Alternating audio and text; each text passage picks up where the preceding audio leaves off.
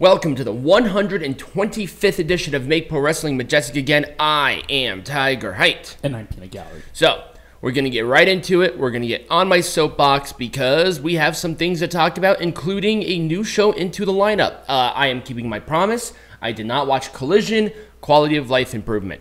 So, let's go into Raw. Raw had 1.476 million instead of 1.483 and a 0.46 demo instead of a 0.44. A lot of what you're seeing on Raw is pretty much the same thing. I mean, there were a few highlights. There was some good stuff. I liked the Bronson Reed Akira Tozawa match.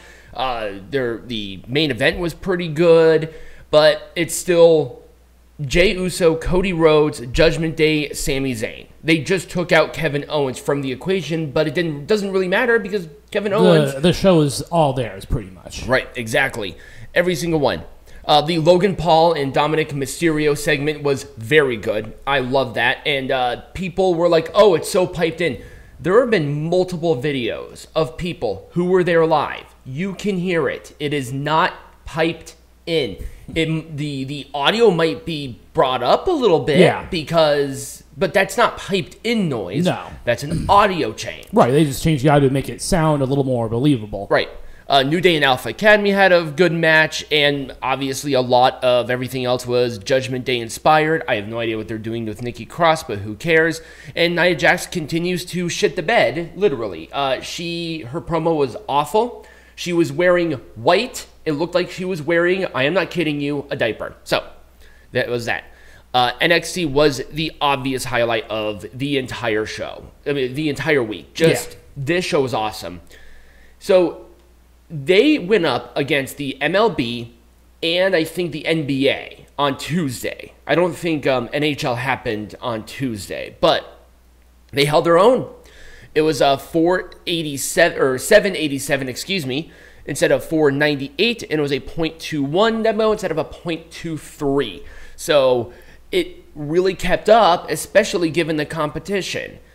Lyra Valkyria winning the title against Becky Lynch. I don't think Becky should have lost the title yet. Yeah. I think there was still a little more to do. Nah, I don't think so. No? I think this is fine. You know, you put the rocket ship on Valkyria, so I guess it was maybe somebody different, but whatever. She's getting better. Well, it's somebody different. That's the point. Right. That's what I want. I have no idea what NXT is thinking or Sean are thinking with the breakout tournament, but they were doing really well, and they had a very good contenders match for this with Ariana Grace and then Carmen Petrovic, because that's who they're really liking right now. Mm-hmm. Neither one of those two girls won. It was Kalani Jordan who won, who I like. I like Kalani Jordan, but Ariana Grace, she's getting noticed online, cross-promotional stuff, obviously, and second-generation wrestler. Right. Got to deal with that.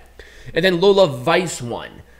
One or two things happen. Either Sean is drunk, or they believe that those two don't need the breakout tournament. That's probably the latter, because I don't think Shawn Michaels drinks, but we're going to maybe not anymore. Right. The family losing the tag team champions to Chase U. That came out of absolute nowhere. It feels like they're just testing the waters With Chase U? Yeah. Well, Chase U is still popular. Yeah. I mean, they're very popular. The family are fine, but I think... This is because, they don't have the representation of main roster anymore, right. So I wonder if they're testing to see which champion should get that main roster treatment next. Right. And remember, this coming Tuesday, the women representation of Chase U are going for the WWE Women's Tag Team Champions. So I wonder if they're going to win all the gold and have both the women's tag, the women's tag and the NXT tag, which would be very interesting, a different dynamic. And obviously, since this was Halloween Havoc Part 1, a lot of spooky shit with Scarlett and Shotzi. It's fine. Definitely the best show. Enough. Right. Yeah, your only AEW show. It was. So, you have Kazuchika Okada, Bryan Danielson, multiple title matches, MJF, Ric Flair, Sting, None of them could beat developmental. None of them. Together as a collective.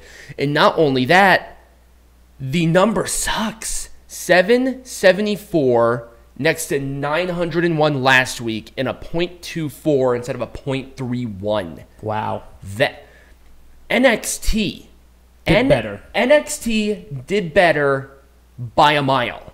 And it wasn't even close. With competition, I think AEW only went up against one. Yeah. One sport. NXT went up against two. Yeah. And they kept their number. What are the excuses with this?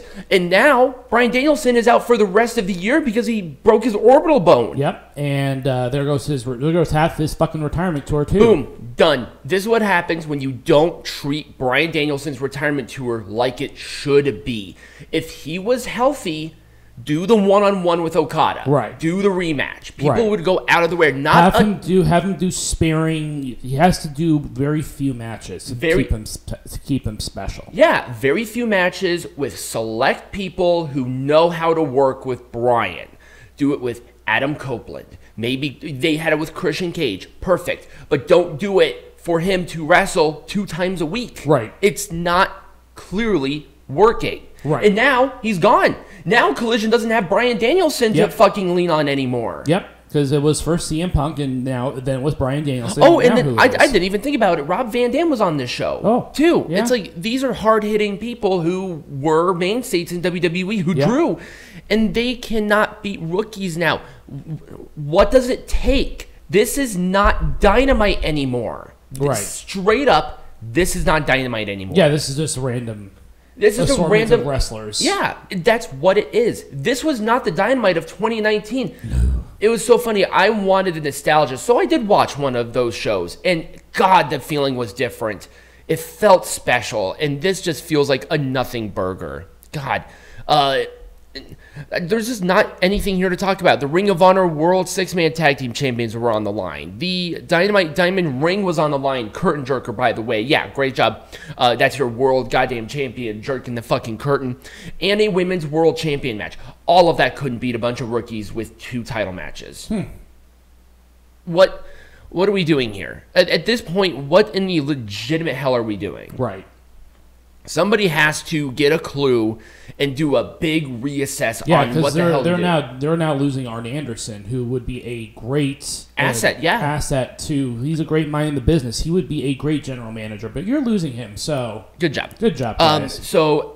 Impact Wrestling did not have a live show. It was a highlight show, and I double checked, I triple checked, and I quadruple checked, and there was nothing there. So night off for me. Let's go into SmackDown. Yeah, LA Knight, yeah. So last week, it was a $2.254 million, and with a .53 demo. Not the best, but I think they were on... Was it this show that they were on FS? I think it was this show that they were on FS. This was the show they were on FS1. So expect a bit of a drop. I'm not going to be shocked because it's on FS1. LA Knight was the dominant of the show. Obviously, he's going for the undisputed champion. He shrugged off Roman Reigns, totally ignoring him. That was amazing. Great stuff. And he hit BFT because Roman tried to attack. That's how you're building a person. Right. Like, they just did that so right. And the rest of the show, there was some fun stuff. Cena and Heyman had a fun segment. Dragon Lee and Cedric Alexander had a good match. Not great. I expected more, but I think it was time allotted for them. Street Profits finally have a new theme song, and that is a quality of life improvement because I have been saying they needed it for a while. Yeah, we're saying that a lot, but I think that'll be a topic. They're heels. They needed a different theme song, and they have a different theme song now. Absolutely. So that's great. Yep. Perfect. And they won their match against Carlito and Santos Escobar, but Carlito was not the one who got the pin. Why did he lose his, basically his return match? I have no idea, but... Whatever. Rock in a hard place. Right. Obviously, the Street Profits couldn't lose right now because new theme song, new stuff. There you go. Right. And obviously with Bobby Lashley kind of courting them along. Yep. There we go. Perfect. So, the replacement for Collision, I decided, because of what was coming up, I decided to go with the NWA. This is not a permanent fixture. This is just a temporary one to kind of see what the waters do. Yes. I recommend it. NWA has some really solid competition, and I really liked what they did here. But keep in mind, this is a much different environment. They do things a lot differently than other shows. The entrances are not full entrances. They're basically cinematic screenshots, and everybody is in the ring. It's like 3 seconds for one, 3 seconds for another. There you go. This is the go-home show for, I guess this is how you pronounce it, is Samhain? Yeah, I think that's how you pronounce it. That's how you pronounce it. That's the pay-per-view that they did. A lot of tag team matches, which was fine. EC3, once again, I don't like the curtain jerker being the world goddamn champion, but they did it. And really, they just took on a lot of jobbers. It was a fun It was a fun show. I liked it. But you just don't know half the names that are there. Right, exactly. Mike Knox and Trevor Murdoch had a fun match with the Fixers. Blood First Trauma destroyed a bunch of rookies for the main event. Once again, why are they doing that? But I did like Aaron Stevens on commentary the whole time, and they built Blood First Trauma quite well, which I'm happy about. I just don't think EC3 needs to be current jerker. If you're going to have him not in the main event, at least do penultimate, because that was Magic Inc. versus Mario Perdau and Jeremiah Plunkett. That probably should have been the curtain, but, you know, it is what it is. And there you go. Pretty Empowered had a match with a bunch of women, and one of them was Ruthie J, and we'll talk about that when we get to Samhain. Yes.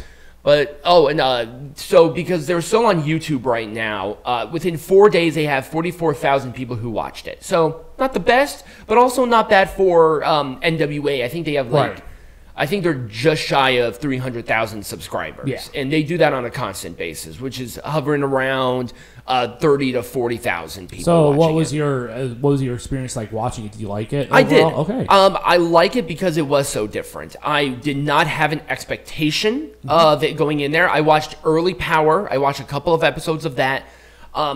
The production is very good, though. I will give them that. There is a lot of great camera angles. I think there's a really good fluidity. Yeah, and we talked about their production upgrades that they're going to be going through along with Impact. But there was just a definite improvement with this show, and I'm excited to continue, at least for right now. I might do a show or two here. I might do a show or two of MLW Fusion. I'm just going to test the waters in a couple of places. I've been getting a lot of recommendations. Just don't recommend Ring of Honor, because that's essentially an AEW. Yeah, it's AEW. Don't do Rampage or Collision. I'm not going to do that. And I saw a lot of people who recommended New Japan. People, the New Japan show is a highlight show of matches that already happened. Yeah. If I wanted to cover those, I'll watch the original match. Right. So there you go. But New Japan doesn't do they do things a little bit differently. Right. Let's put it that way.